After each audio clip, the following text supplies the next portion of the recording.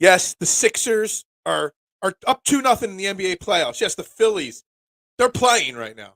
But all I want to talk about and all Philly wants to talk about is that Jalen Hurts contract extension still, the NFL draft. So we're going to start there today. We'll see where the conversation goes. Trending in the AM. It starts in 30 seconds.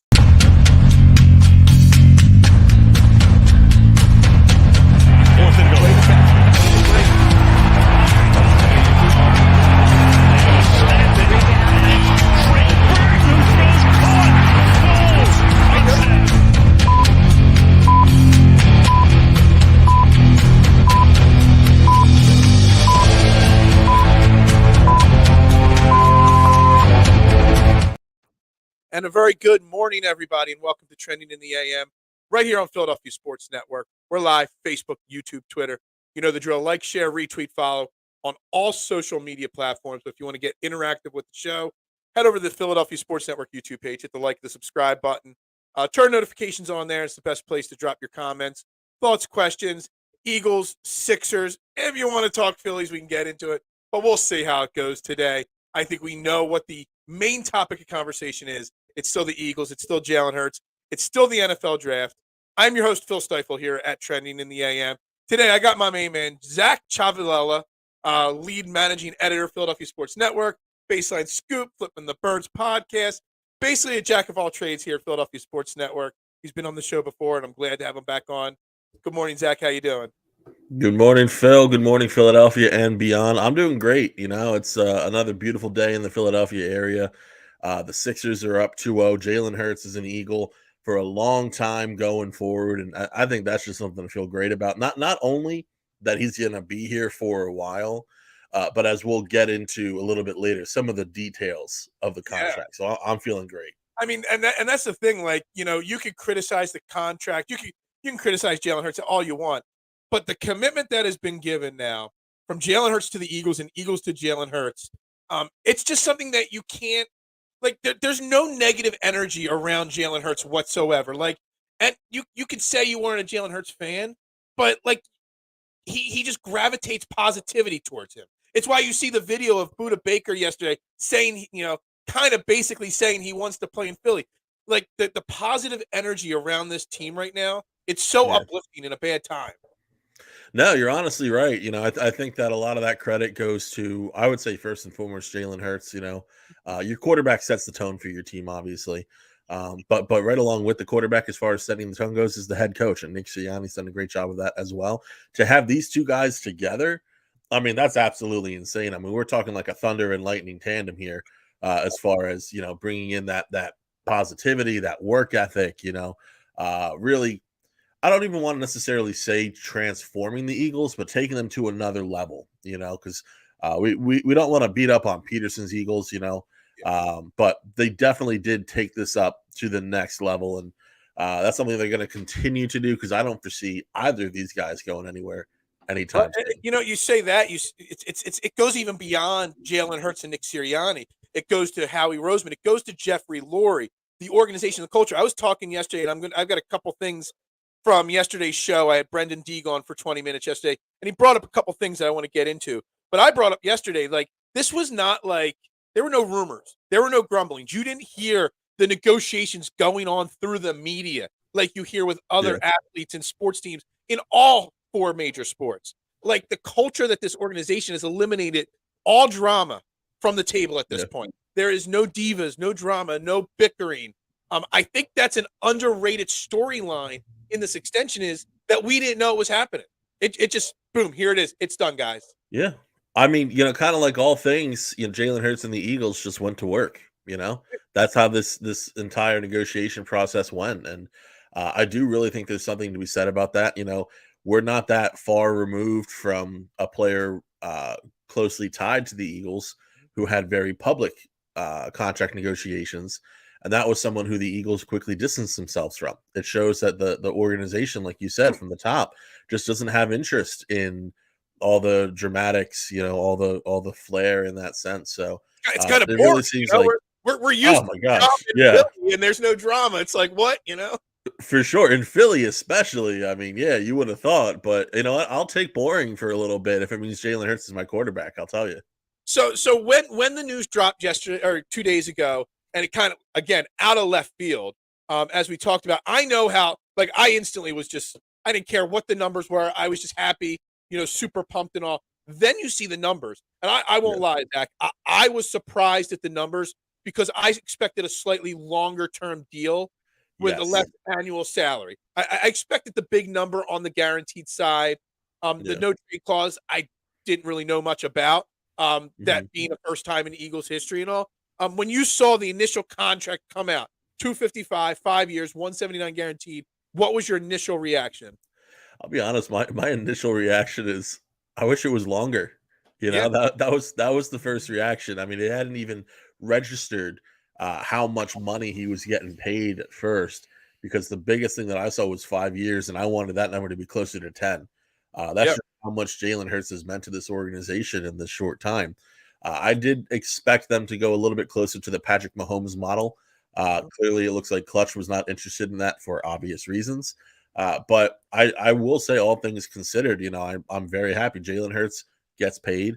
He's now ahead of quarterbacks like Deshaun Watson, Aaron Rodgers. He leads all quarterbacks in average annual value over the course of this deal, and that's great. I love that for him. What I love even more is the cap hit for Philadelphia, which gives us a lot more flexibility, and it's just one more instance. I don't know how Howie Roseman does it, man. Like it's well, just you know what? I forget it. There is some media outlet did tag, not tag, but put a person's name, Rosenstein or Rosenbaum or okay. some Rosen something. It's like it's Howie Yeah. Roseman's accountant basically, and to give him credit because he sits there next to Howie in all these Yeah. contract negotiation and helps Howie figure out the numbers. There is another person there in the office that helps Howie find some.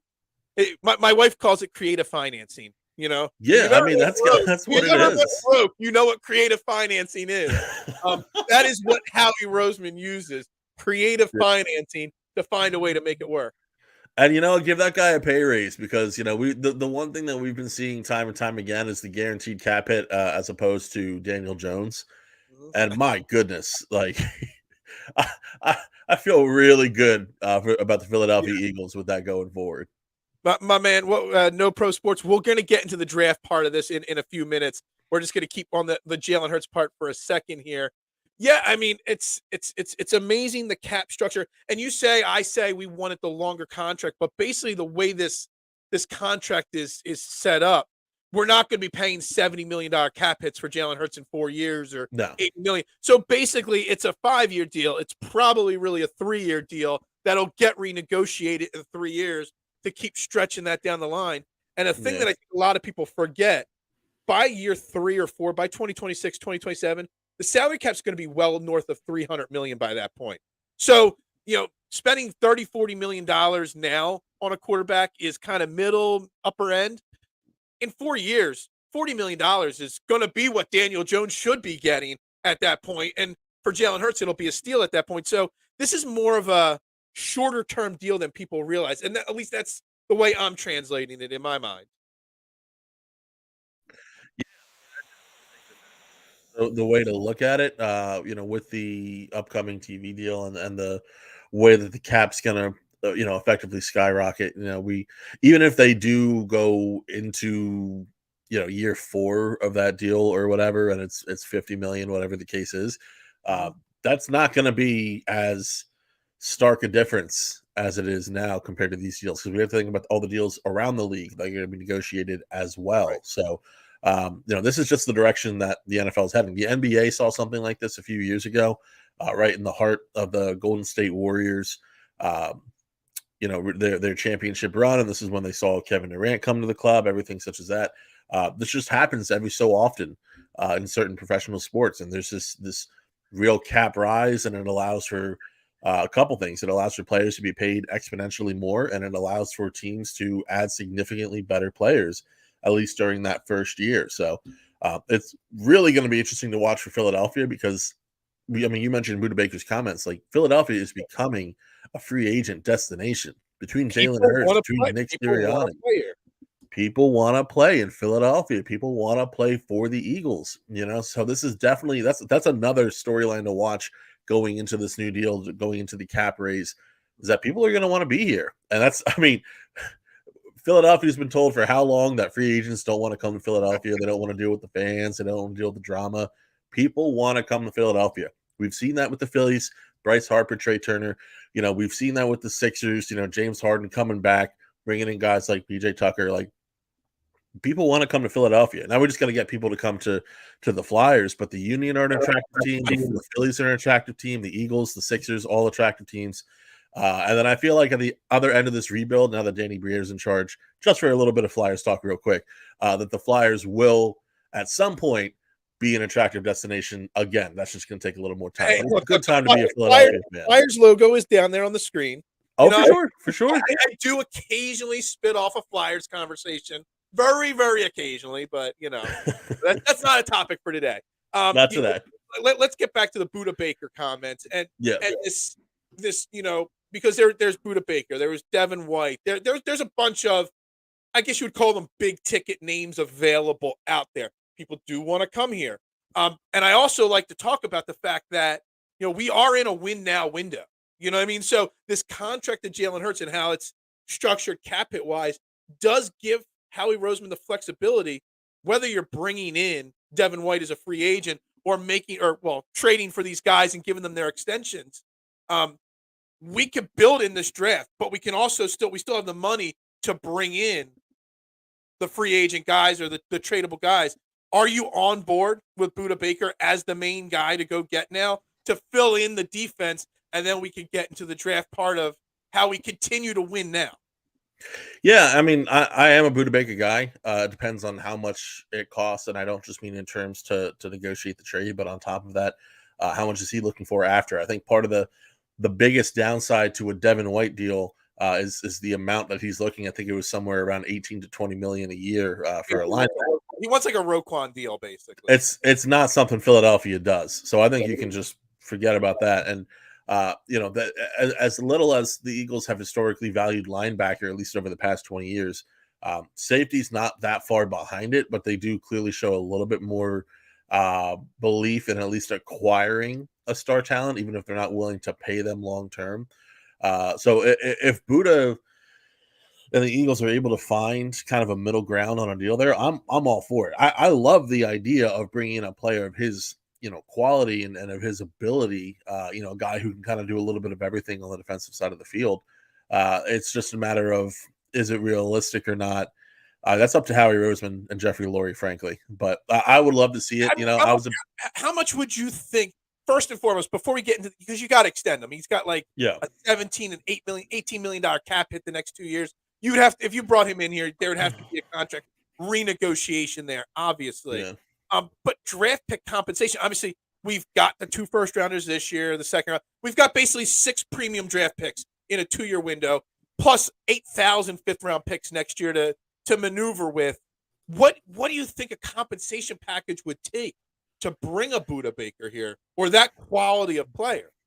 Yeah, I mean, it's tough. It is really tough. They're going to want a lot. I believe I saw that the Cardinals wanted a second or a third.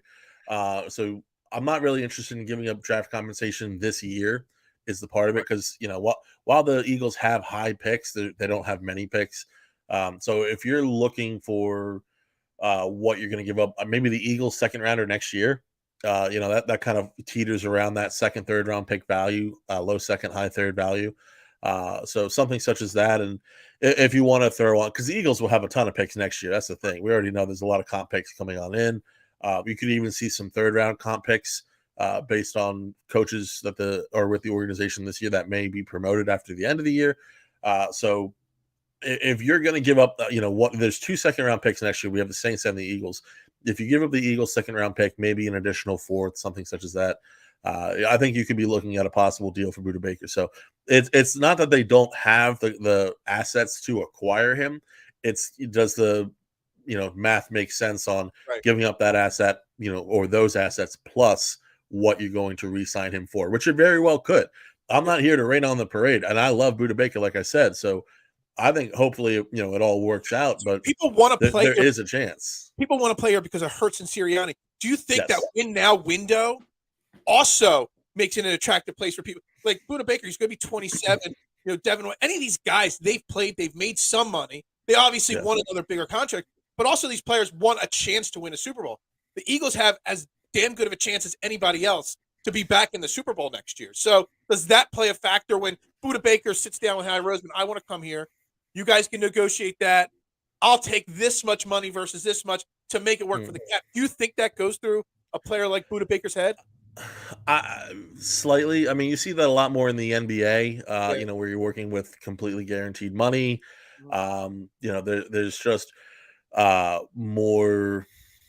I mean, even still with stars, you don't see it that often in the NBA. But in the NFL, with so little guaranteed, and I don't just mean the money. The money's not always guaranteed, but on top of that, like your next day is not guaranteed. This is a dangerous game that they're playing. So, Right. I do truly believe that he's going to push to make as much money as he realistically can, as he should. That's something that I very much believe in, is NFL players getting paid what they're worth, because I believe that in all sports. I never get upset when a player wants to get paid. For sure, honestly, like get paid what you're worth, and if the team decides that they're not willing to pay it, good luck to you with the next team. But as far as Budda Baker is concerned, the only thing that I really see is that we've seen kind of a wave of players taking. It used to be that they would take the really big deal, that where their agents could pump out that, this is the biggest total value deal, and then when you look at the guaranteed money, you're like, oh, it's not really that bad. Now we're getting more and more into that guaranteed money discussion. So, maybe, I do think that we could be looking at a lower total contract, just with a little more, guaranteed money. And Howie's great with the dummy years. So that's something that he can really add on to the contract to make this a more lucrative experience for Budda. And these dummy years and this dead cap money that I don't even care about it, because everybody talks about Howie's cap management. People forget. I mean, we had over $50 million in dead cap hit last year. We made the Super Bowl. I mean, we made the playoffs the year before with whatever that Carson Wentz alone dead cap hit. So, the dead cap, I think we paid Alshon Jeffrey money last year on our dead cap money. Like, that's how he hasn't played here in 100 years, it feels like. Yeah. So, like, I don't worry about the dummy years, the dead cap hits down the line. Howie figures all that out. And, we're in a win now window. So you got to do whatever you can to do that. And, we got people commenting about the draft here a few different times. A wide receiver, what are we going to do with these draft picks? We could transition in the draft. And something else that Brendan Deek said yesterday, and I've been, Zach, for as long as I've done this, I've always talked about offensive and defensive line in the first round, build in the trenches, build out. But we're in a win now window. So I've been sarcastically but semi-convincing myself getting Bijan Robinson. Yeah, I already knew where you were going with that. The Ohio State wide receiver, like, I actually found a way to sacrifice every first and second round pick for the next 3 years and get Jalen Carter, Bijan, and the wide receiver all in the first round this year. Just go all in. Stupid crazy. I know. Yeah. But the thing is, Brendan Deek brought something up yesterday. And although I want to surround Jalen Hurts with the utmost amount of talent, get a stud third wide receiver, stud running back, whatever, the opportunity for the Eagles to draft 10th or even a little higher, because it won't cost much for them to move up to, like, say, 7 or 8. The opportunity for the Eagles to be drafting in this position won't come around probably again for a long time. So having to get a blue chip prospect like a Jalen Carter or a Will Anderson, if he slips a little bit, getting an interior guy like that won't come around often. And you almost have to do whatever you can this year to get that type of player. And when he said that on the show, like, all day yesterday, I went back and replayed that little clip that he had said, like, over and over. I'm like, it really rang a bell and got me back to where I believe that, yes, you're all in now. But there's other ways to get a running back or a wide receiver or whatever. Jalen Carter's a special talent. Will Anderson's a special talent. You kind of got to make those kind of moves right now, don't you? I would say inherently, yes, within reason. So it depends on how far they're looking to go. So the Jalen Carter situation has been talked about at great length, time and time again. He's a top one, top two prospect based on ability. Yep. We know the off the field stuff, that's what's causing him to slip. So if he is down there in that, say, 7 to 10 range, or even 7 to 9, obviously if he's there at 10, I think the Eagles draft him. But 7 to 9, then yes, I think moving up is definitely a possibility there. But if you're talking about moving up to like 5 to Seattle, that's a lot more difficult. Right. That's not just, hey, throw in the Saints pick from next year. Like that's going to take some serious assets there to move up that far. So it depends on what range that we're talking about here.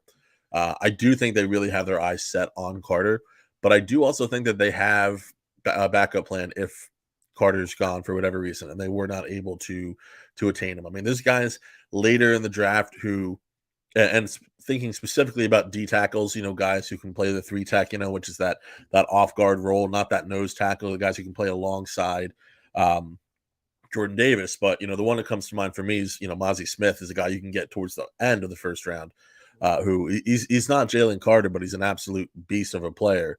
And then there's also Kalai Cansey, who is another player who he's a little bit more pass rush heavy D tackle, which is a great thing, not a negative, but a kind of D tackle that the Eagles do really love to have. So while I do think that they should do everything within reason to get Carter, I'm not sure if they're moving up to 5 or 6, 7, 8, or 9. If they're moving up a little bit just to get Carter, I think that's perfectly within reason. If you can't get Carter between that 7 and 10 pick, then do you just stay and take the best position available, or do you trade back a little bit? Because that's you don't have to take Bijan Robinson at 10. Most likely get him at 15 or where the Cowboys pick it, like 19 or 20. You probably got to stay ahead of the Cowboys because they would probably take him there. But you could trade back also. But again, you're trying to build this team. The 10th pick only comes around. You get a much different player at 10 than you do at 15 or 18 or 30. It's almost like you have to get the best person that is on the board, whether it's an offensive tackle, whether one of the cornerbacks slipped there. What would you do in that situation?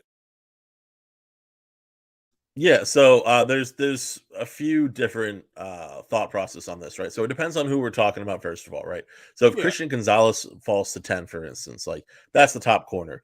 That's a guy who, and it's not like the Eagles. It's been a while since they've gone after a corner in the first round, at least the early first round. So Christian Gonzalez is a guy I think they may consider at 10. Devin Witherspoon, while he's really talented, I'm not sure that Philadelphia would take him at 10, even though he could be considered the best player available. Peter Skoronski is another guy. I like to think he could play offensive tackle, right side, be the heir apparent to Lane Johnson. A lot of people talk about him more as a guard and guard exclusive. While it'd be really valuable to have a guy that you could just plug in at right guard and not worry about that for the next 10 years, I think 10's a little bit high for that. I think there's even guys lower in the draft that you could do something similar with in that regard. Basically, where I'm at, if Jalen Carter's not there at 10, if a guy like Tyree Wilson doesn't fall for whatever reason, I've heard a lot of teams aren't even that big on Paris Johnson out of Ohio State. So I really do think that there's a solid chance that they trade down if Jalen Carter if they don't trade up for Carter or Carter's not the pick at 10. I do think it's very likely that they do move down a little bit. And you mentioned Bijan Robinson. So there are certain players who will be drafted later in this draft, but considered one of the top 5, top 10 players in this entire draft. Bijan Robinson is absolutely one of them. Now, do I think it's likely the Eagles are going to draft a running back in the first round? I really don't think so. But then again, I don't really know what they're going to do because we're kind of looking at a new era of Philadelphia Eagles football. And while they definitely still believe in building through the trenches, they've made this commitment to Jalen Hurts, Bijan Robinson. Anytime you get past, I would say at least the top 10, Bijan Robinson is the best player on the board. That being said, I think you don't really have to worry about a team getting him until probably 21, the Chargers, with the whole Austin Eckler thing going on right now. But then again, teams could surprise you. I mean, if Washington could make a move for Bijan. I mean, you could have Seattle make a move for him. Who knows what they're really doing? But if you want to move back to 19 to Tampa to 20 for Seattle, pick up some extra picks and draft Bijan there, I understand it. I still don't think it's the path that the Eagles are going to go through. But I'm not going to be mad at it certainly at all because he's quite the talent. The point that I was against it 100%, but over the last 2 weeks of talking to this, I've kind of talked myself into it a little bit. Sure. Jalen Hurts contract extension. You want to surround Jalen Hurts with as much talent as possible. Yeah. Having Bijan Robinson in that backfield, instead of relying on a rotation, massive upgrade. 2, having someone like Bijan that could carry the ball. What are we talking about? The one question mark of Jalen Hurts is the longevity of him. How long can he go at this rate? He's already banged up every single year a little bit. Having Bijan, you might not have to have those games where Jalen Hurts rushes 16, 18 times a game. Yeah. So there's a lot that bringing Bijan in does do for Jalen Hurts, not just on the field, but his career as a whole. No, for sure, and it's not just that he's, you don't want to pigeonhole him. You don't want to just, say he's a running back. That's it. Like he's a weapon. He's an offensive weapon. I mean, you can move him around the field. He works very well in the receiving game. You can even line him up on the out, not the outside, but you can line him up in the slot on occasion.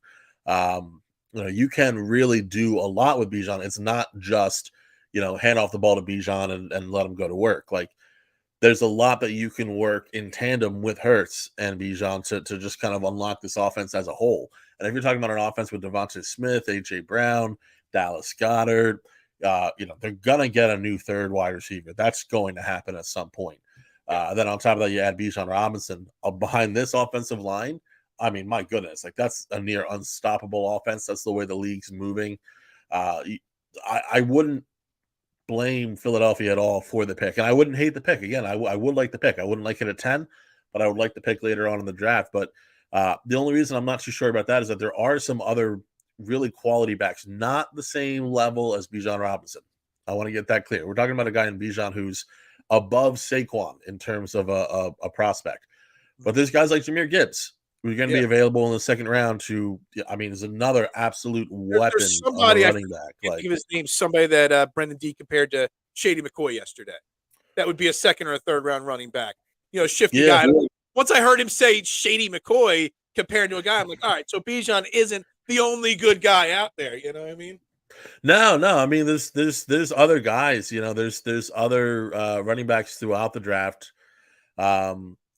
Even when you get a little bit later, I mean, obviously the later you go, you're not feeling, as great about those picks. But I would say there's probably a good 4 or so backs that you can look at. I mean, Zach Charbonnet out of UCLA is a guy, he's a little bit more of a kind of do it all back, someone a little bit sturdy, that you can rush, up the gut, has a little bit of power. He's not the,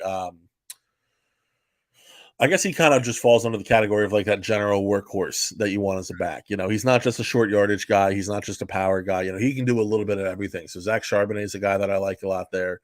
And he's a guy who you might even be able to get if you sit at 62, with the Eagles' second round pick there. So there's somebody saying Jalen Hyatt, as a wide receiver, I think that's high for a wide receiver. I just think that's high for I mean, we have to think until the draft actually comes, the Eagles only have what picks they have, right? That's 2 firsts, a second, a third, and 2 sevenths. So are they going to use one of their top 3 picks on a wide receiver? I really don't think so, just because they have Smith and Brown. Like the third wideout is obviously a need. But unless, like, say, if Josh Downs just like falls down the board, like maybe in that case, that extreme case, if he's there at 62, somehow that could be a possibility for you. But and Jalen Hyatt is another quality player. But again, only if he's there at 62. Like, do I think they would even consider that? I've seen him get mocked much higher than that in the second round. So it's a matter of a player falling. But regardless, there's needs at safety, there's needs at corner, there's needs at running back. There's needs all over the defensive line, the offensive line. Like there's needs everywhere, and the Eagles have even shown you can pick up wideouts in the 4th, 5th, 6th round and have them be contributors. It's just a matter of them acquiring those picks, which could very easily be done trading down, which we see them do all the time. I mean, if they're going to stay, it would shock me if they stayed at both 10 and 30 in the first round. Let me just get that out of the way. If there's no movement, I would be absolutely floored. There's going to be a lot of movement, period, in the NFL draft, I think, this year, Yes. period, from all teams. And I just want to address the DeAndre Hopkins because a couple of people said it. Look, DeAndre Hopkins is a great talent, but the money that he is due, we're already talking about trying to find a way to get Budda Baker and figure out his money. I think there's almost no way. You can't pay Hopkins the kind of money he's owed, along with A.J. Brown. Plus, next year you're going to have to pay Devontae Smith on top of all this. Hopkins would be fun, but Hopkins is probably not an option, in my opinion, guys. Just, to the people commenting him in the comment section. Do you agree with that, Zach? No, I would definitely agree with that. And, when we're talking about potential additions, I was actually surprised to see Philadelphia wasn't in on the Allen Robinson deal, considering how that ended up working out for Pittsburgh. I mean, you effectively swap 7th-round picks and you only pay a guy $5 million. Like, that's a pretty good deal. You could bump him on the outside and then rotate Smith and Brown on the in the slot. But obviously that's over and done with, so that's not even a point to Philadelphia anymore. I was like, I thought the same thing because Howie was on Allen Robinson when he was a free agent. Exactly. So I'm really surprised that there was. I mean, that's all it took. That's kind of for sure. Makes me. But I think that's more so what you're looking at. Like, and when I say when you're looking at, like, not that D Hop's going to cost a lot in terms of draft capital. I think that whoever gets him is going to get him on a steal of a deal as far as that's concerned. Yeah. But money wise, you need a guy who you can bring in for 5 or less, basically, just because it's because you can get these guys in the draft, because there are players who are still free agents that you can add. You really can. I don't want to say do better than D Hop, but you can do fine in an easier way than bringing in DeAndre Hopkins in a cheaper way. You bring in DeAndre Hopkins, it almost eliminates the opportunity to bring in a Budda Baker or any other. Basically, we didn't know A.J. Brown was on the radar till draft day last year. We don't know who else is on the radar out there at this point. And to think that Howie Roseman doesn't have at least 1 or 2 more tricks up their sleeve, he there's rumblings around the league of Dalvin Cook getting cut. Like, I mean, he could get cut tomorrow, and next thing you know, Howie goes and signs him, and with that money that would have gone towards DeAndre Hopkins, and I think a lot of people would be happy with that. You get a guy you don't even have to trade for, and that money goes directly to him. So. There's the point is that we just don't know. There's still so much to happen between now and the draft, and not only now in the draft, but now in the beginning of next season. The Eagles, at least recently, have been historically late movers on some of these picks, and that's not a bad thing. That's just waiting for opportunity to strike. Thinking about James Bradbury specifically, like these things, the Eagles are very patient with how they approach the offseason, and it's worked extremely well for them. That's something that's going to continue because it has proven to work. They know it's a proven model, so they're going to continue approaching the offseason in that way. So I wouldn't be surprised to see them kind of wait out before making any big splashy deal, with the draft being the first day of that window opening to make that kind of a move. Yeah, I mean, we were talking about it yesterday on the show that I actually don't see Howie making another move at all, period, till draft day. Like, I think you're going to hear him pretty silent. But you said it perfectly there. Everybody overreacts. You don't win the Super Bowl on the first day of free agency. The first legal tampering. Everybody just throws random money at random stars. They don't piece together a team. Howie has a plan. And honestly, I said this yesterday. I love your thoughts. I don't think the Jalen Hurts contract extension being announced the other day has changed anything. Howie knew that this was going to get done. It was just one part of his whole offseason plan. And it's not like the extension getting done now, all of a sudden, he's going to change his whole philosophy this offseason. He had a plan. He's sticking to it. Whether it's going and getting Budda Baker, drafting Bijan Robinson, making a trade in the first round, it's already been laid out, the plan this offseason. Well, I think that's the other thing, too, is that I'm not even so sure that there's – and this is, proving your point effectively. I'm not sure there's one plan. I think that Howie's a guy who's fantastic at adapting and being prepared and having multiple plans going ahead. And so I think he was very prepared for this Jalen Hurts signing. While it came as a surprise to us, it certainly wasn't a surprise to him. So I fully agree that things are moving along as expected. We've seen the cap hit, so obviously things are going very well for Howie Roseman. So I mean, honestly, to this comment here, I can't even read the name. K1. We couldn't afford that. I don't worry about Howie affording a single player. For sure. I mean, if he wants to go get Budda Baker, DeAndre Hopkins, Bijan Robinson, Jalen, if he wants to do it all, I will have all the utmost confidence in Howie to get it done because he's figured it out before. He'll figure it out again. Yeah, no, 100%. I mean, that's what really is the reassuring part of having Howie Roseman as your general manager is that certain things that teams shouldn't be able to do, you're gonna be able to do just because he's Howie Roseman. You know, he has these. You will see more and more teams catching on and figuring it out, especially as more and more members of the Eagles front office move on. You know, we've got guys that are now in Baltimore and Pittsburgh and Cleveland. Really, that AFC North is chock full of guys from the Eagles organization. But you know, you're going to be seeing a lot of these people moving on, and the good thing of it is that while they're going to take some secrets effectively to these other teams, I do believe there is a lot Howie keeps close to the vest, just because he knows that you know, like the Eagles were a quarterback factory, they're also a front office factory, you know, general manager factory, and he's aware of that. So he's not, you know, laying out the entire plan to all these people who could end up going, you know, wherever else, Dallas or San Francisco, anything like that. So that is another really nice part of having Howie is that he knows, you know, when to let things loose and when not. But it is really just going to be a quiet offseason between now and the draft, which is really pretty much around the corner. I know it's literally like 7 days from now. It's like literally next Thursday. I can't believe it. Yeah, it's funny because this actually marked 3 years since I've started doing shows. My first show ever that I ever did was the day after they drafted Jalen Hurts. That was the first thing I ever did. Me and a friend are like, let's just record something and talk about Jalen Hurts. So you know, it's 3 years of doing this, and it's literally right around the corner. I can't believe it. Yeah. But they're all in. I mean, it's what it is. Let's see what we got here. We got the 10th pick gets traded. Someone going to want one of those corners. Look, there's a lot that can happen on draft day. And I really think that you say he's got multiple plans, Howie Roseman. I think it's all going to come down to as we get to pick 5, because you know you're going to have 2 or 3 quarterbacks go in the first few picks. You're going to have you know basically 1 through 4. It's almost written in stone. Once we get to 5, and what happens at pick 5. Then all of a sudden, Howie's going to have 4 phones ringing. You know, are we moving up to 7? Are we moving up to 6? Are we moving back to 12? As that draft board unfolds, which one of his directions is going to start to unfold? He won't know though till that happens. No, I mean, we don't know who's going to be available effectively. You know, like you said, may be available at 10. Exactly. If Will Levis is there at 10, that's where Tampa comes in with 19 and whatever else they have. So there's a lot that can happen on draft day. And I think until the draft board starts to unfold, I don't care what experts say, no one knows how it's going to unfold till draft day. You know, that's why what is more inaccurate, a draft expert or a weatherman? I mean, I know I make that joke, but it's really true. These guys get paid a lot. Jobs where you can be wrong and keep your job. Yeah, absolutely. Exactly. I'm wrong, and y'all call me out on it every second of every day on Twitter. So, you know, but anyway, we agree that the window is open, and it is a win now window for this Eagles, and they have to do whatever they can to capitalize on it.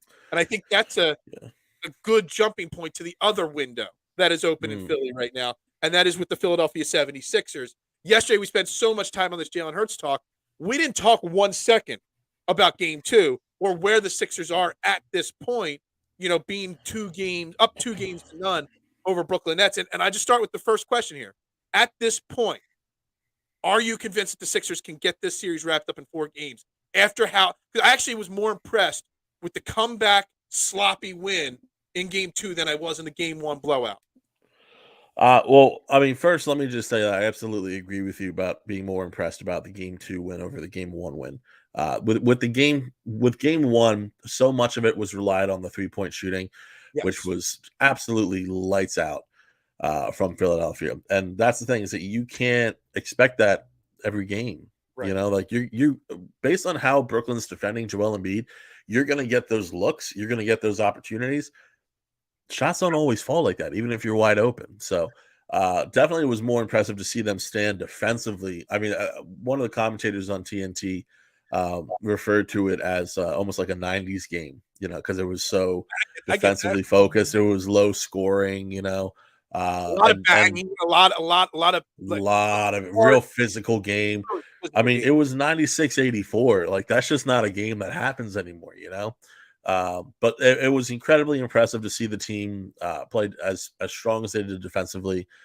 Joel Embiid, who is being suffocated by the Brooklyn Nets offensively, I mean, really stepped up his game defensively. And, yes, he did have a lot of turnovers, finishing with 8 in the game. But, I mean, listen, there's only so much that can be done in this particular situation. You need to cut down the turnovers. That's clear and that's obvious. But if you're playing all NBA level defense, if you're getting a 2020 game, basically, which he did, we're talking about like a Moses Malone effort that he put out there the other day. And it's something that, and not to mention the 7 assists on top of that. It came along with 8 turnovers, but it's not like he, Hey, had 3 2 of those assists and 8 turnovers were in the turnovers, last 20 seconds of the game. Brooklyn Nets, Yeah. just so you know, they count as a piece of turnovers. So it was really less than that, really, Yeah. Well, and also, he only had 3 blocks, which was not true if you watched the game. So who knows? Maybe he had fewer turnovers than 8. You never know. All right, so the one thing I said it before game 2. I needed somebody else to step up. I didn't want James Harden to take 21 shots. I needed more from Tyrese Maxey. I wanted the same from Tobias. We got that. Yeah. But on the Joel Embiid front, it seemed like in game 2, compared to game 1, they tried too hard to get him the ball. And that's where the turnovers, he was already being double teamed and they're still trying to force him the ball. What's going on offense? It's like, what's going on in their head that we can't just force him the ball just because that's the way the offense needs to run. You've got to get it to him in the right spot. He can still kick out when the double team comes. It was like an overemphasis of trying to force the ball to him, even though he's in a bad spot. Yeah, so it looks as though they were hoping that the game plan for game 1 was going to be able to carry over. Right. Effectively, you give the ball to Joel outside of the arc. They double him right away. He kicks open to the open man, and then you splash a 3. That seemed to be the thought, which, we kind of knew. It's tough because I think a lot of people expected that wasn't going to work in game 2, but at the same time, you want to try something until it's not working anymore. You don't want to go away from it when it's hot, So it's something that should have been adjusted during the game. Thankfully, the defense adjusted during the game, and it's just wearing out this Brooklyn Nets team. And so, kind of to answer your question, I didn't really answer before. I think the Sixers will sweep the Nets because as much trouble as they're giving Philadelphia, the Nets look absolutely exhausted. Trying to defend Joel Embiid the way that they currently are. So it is difficult with this offensive game plan. It's something hopefully in game 3 they kind of go away from because you're only giving Embiid the ball. It's either high elbow or beyond. There are ways that you can effectively work around getting him the ball that high and work the pick and roll game a lot more. That's one thing that they need to go back to. I don't remember. I don't think I could count on one hand how many pick and rolls I saw ran on game 2. Yeah. And it's tough because it's an athletic switchable team. So that's something that traditionally doesn't, bode well for the pick and roll, but it at least gives you movement that you don't have otherwise. And part of the other problem is that these games are being called so closely, from a foul perspective. James Harden hasn't had a free throw at all in the playoffs, which is astounding. But it actually goes back to the last postseason. There's 3 games in a row, 3 postseason games in a row. He's not had a single free throw attempt, I should say. Why is that happening? Well, part of that is that in the playoffs, games are called closer, which I do believe they should be. Let them play. On top of that, Harden is not getting the lift, as he drives to the rack, which, has effectively handcuffed the offense a little bit, that they can't do as much as they have in the past. If you have Harden just kind of driving in and shot chucking at the rim, he's getting blocked. He's not getting foul calls. I think that's part of the reason why they're going away from the pick and rolls, because the primary partner on the pick and roll with Joel Embiid is James Harden. If he doesn't have that burst, if he doesn't have that lift, they can just sell out on Joel Embiid and they don't even have to worry about Harden effectively in that case. So really to fix the offense, you got to almost in a way fix James Harden, which has been the primary concern.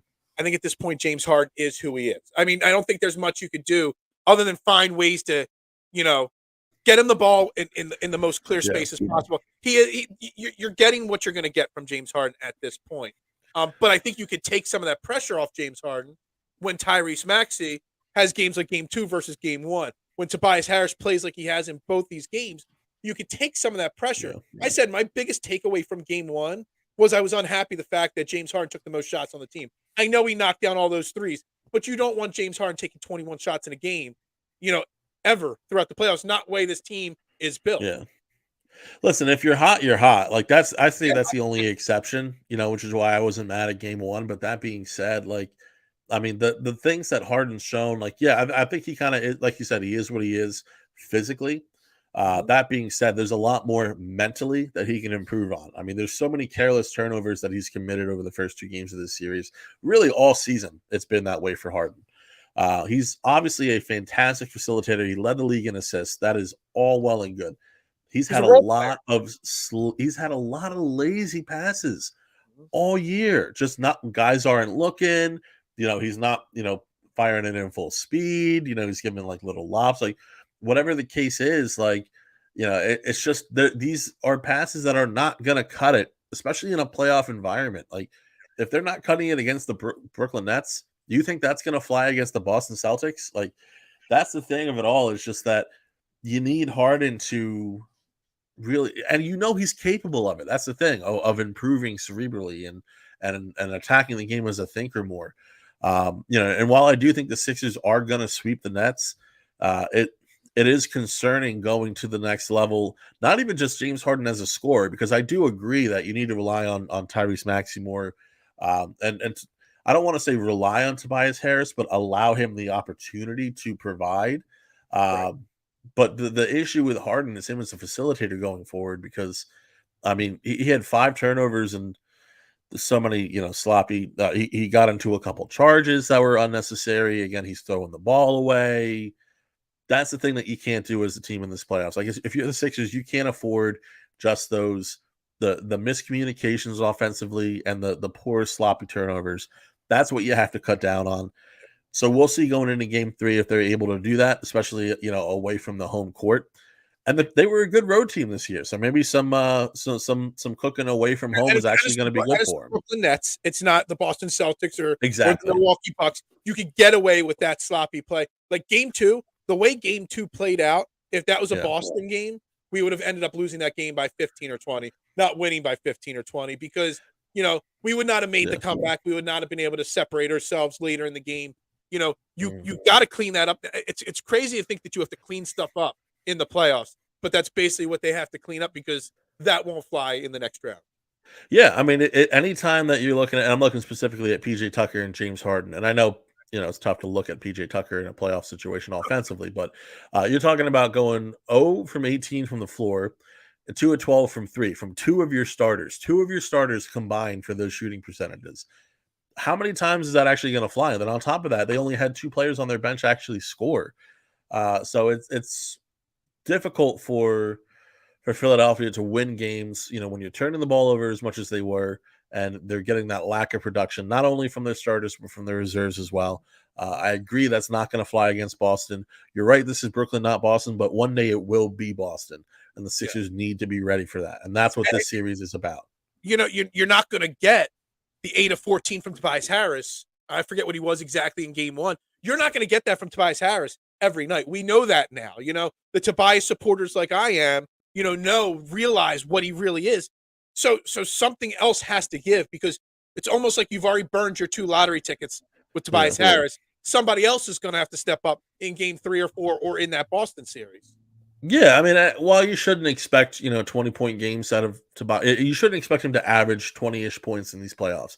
That being said, the one thing I will say about Harris, and I've had the opportunity these playoffs to watch him in person. I was there as media for game 1, and then even take a back seat for game 2, and watch him separately. And the one thing that I've noticed in both situations is that he is so much more engaged in these playoffs. He is really, it's almost as if he's playing for his character, if that makes sense. He's playing for his name. There's obviously been a lot of Tobias Harris disrespect, and we all get it. He's not, worth the contract that they gave him. it's not his fault that they paid him all that money. That's the thing that I always have to say when it full comes to circle Harris. on this show talking about money. It's not his fault. Exactly. He's not going to say, no, I don't want 36 million. Give me 20 million. Why would he say Yeah. that? And anyone who gives him guff for even taking that contract, like people wouldn't like if someone offered you, like, let's just say like 30,000, like not even 30 million, you would take that, and even if you were the absolute worst at whatever they paid you for, you're taking that money because Right. that's the money that you want, like that's the money they're offering. So yeah, you're going to take that. But Harris has been so engaged that I think offensively, defensively, like, there are a couple situations where he kind of got too confident, the lob to Embiid in game one that, I mean, you're going to hurt Embiid if you're trying to throw him those kind of crazy lobs like that. But even still, like, I do like that he's engaged, that his heart's clearly in it, which his heart was never a question, but just to see him so competitive in these playoffs, so driven in these playoffs, that's a great sign. So while he may not average 20 over the Nets series, over the whole playoffs, I do think that we are looking at a locked in Tobias Harris, which is a huge plus for the Sixers team. I mean, Tobias Harris, I don't like talking about the offseason until the offseason, but his name's going to come up in trade rumors and For sure. He'll be here and stuff. So he's playing for his rep. I've talked about all year. This season has centered around, for me, the word legacies. Yeah. And, whether it's Doc Rivers' legacy, James Harden's legacy, to an extent, to an extent, Tobias Harris's legacy, whether he's a star player or not, is on the line right now. So him being engaged, like you say, makes a difference. Game 3, is not till tomorrow. They get 2 days off, which the NBA playoffs is the longest thing in the world, I feel like. We don't need 2 days off in between games. I just wanted them to happen. If it's not going to be Tobias Harris, who is going to be the person that you need to see step up the most in game 3 around the James Harden, taking him out of the equation, taking Joel Embiid out of the equation? I said Tyrese Maxey game 2. I said I needed 25 to 30 points. He came through with that. Who do you need in game 3 to make the next big jump? Listen, if it's not Joel, if it's not James Harden, it's Tyrese Maxey who consistently needs to do that. But if we're talking about guys, let's forget about the starters, because PJ's had his game in game 1. Tobias has been pretty consistent game 1 and 2. Maxey in game 2 stepped up. But if we're looking at the bench, I mean, a guy that I really didn't see a big game at is Jalen McDaniels. Okay. Someone who has the ability, is a starter on certain teams in this league. He's a guy who, and he still affected the game positive. His defense was ridiculous in game 2, like very strong.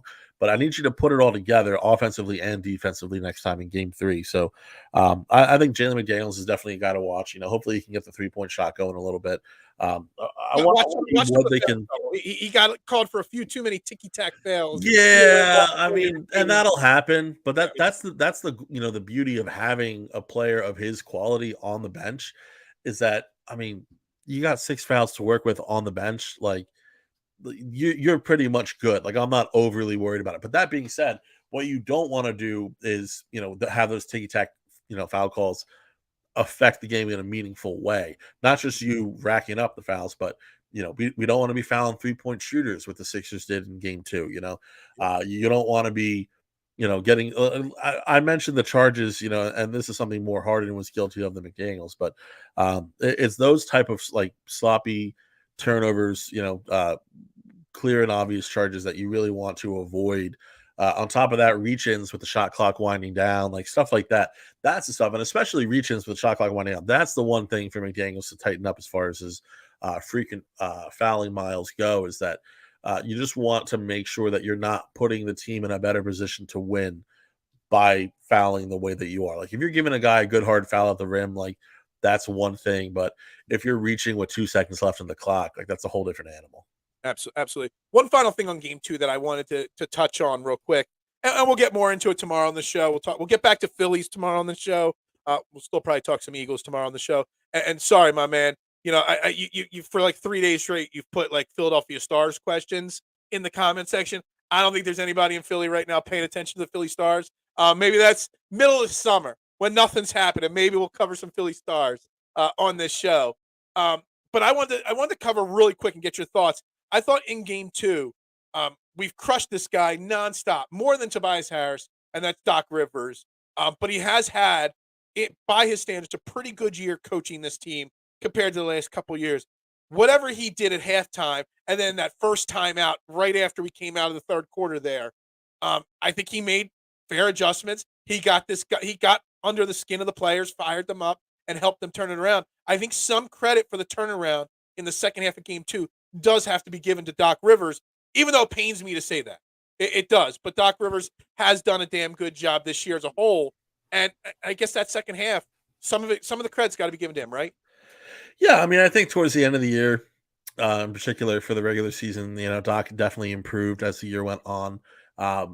The Tyrese Maxey starting sitting controversy is going to be etched into my brain for Yeah. eternity as something questionable. But focusing on the positive, Doc's had a great playoff so far. Game 1 and Game 2, both. He's done an incredible job. The way that they switched defensively in Game 2 against Mikal Bridges was a huge part of the difference that was made in Game 1. And then in Game 2, again, just adjustments being made. And that's something that Doc is not famous for. It's adjustments. But he's done a good job in both of these games. I want to see a little bit more of an offensive adjustment.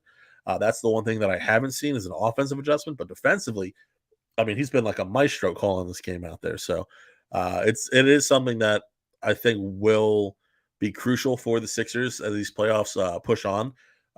We need to see it against a tougher opponent as well. Again, the Nets, and I listen. I love this Nets roster. I don't love it as a contender, obviously. But so many of these guys, these 3-and-D players, rangy wings, the Dorian Finney-Smith, Cam Johnson. We're talking about Royce O'Neal, Mikal Bridges, obviously, who is becoming a superstar before, or at least a star before our eyes. We'll see if he can get to that even higher level. I love that theoretically, but they're doing a good job in drawing out the weaknesses of this team's offense and really maximizing and taking advantage of it. So all credit to Doc Rivers as far as that goes. Yeah, I mean, I've said it as soon as it was locked in Nets. I mean, they're playing with house money. They're being well coached by Jacques Vaughn. For sure. There's no pressure on them. I originally predicted 5 games series, and I thought they would get 1 win just because when you got nothing to lose, you just go all for it. You know what I mean? So I do think, like you, though, that they've done enough, the Sixers, to kind of suck the momentum out of the sails of the Nets, and there's a really strong chance at a sweep. They get through the Nets, obviously, whether it's a sweep, 5 games. Before we wrap the show up, since I don't know when I'll have you back on again, Zach, will they be able to get past Boston? Yes, I'm sorry. I'm saying that the Boston series is obviously already over. They've beaten Atlanta. That series, that'll be a sweep as well. That's why a sweep for the Sixers is important. You don't want to drag this out. You want to get done, get healthy, rest it, and get ready for Boston. Do the Sixers stand a chance against Boston in round 2? I mean, do they stand a chance? I would say yes, they stand a chance. I mean, they were one of the top 3 teams in the entire NBA this season. Unfortunately, all 3 of those teams are in the East. But the Sixers, have been strong all year. They don't match up great against Boston. The one thing that they're going to need, though, is that they're going to need Joel Embiid to step up offensively. Now, what Brooklyn is doing to Joel Embiid in this series is not normal. Like, this is not something that NBA teams can consistently get away with. And you're seeing the downside of it. It's almost like a self-inflicted wound for what Brooklyn's doing.